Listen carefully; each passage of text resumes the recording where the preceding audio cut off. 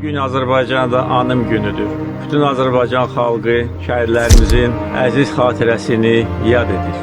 Bu günə görə biz onlara borcluyuq. Bu həqiqətdir. Nə qədər dövlətin gücü olsa, nə qədər silahı olsa, nə qədər düzgün hərbi əməliyyatlar planlaşdırılsa da, qələbəni əldə edən əskərdir, zabitdir. O gedir. O sinəsini qabağa verir. O ölümə gedir. Və bayrağı da qaldıran odur. Onların qəhrəmanlığı heç vaxt silinməməlidir və silinməyəcək. Biz buradayıq, siz buradasınız və nə qədər acı olsa da onların yaxınları üçün, doğmaları üçün bir təsəlli var. O da odur ki, onlar canlarını fəda edərək tarixi zəfər çalır.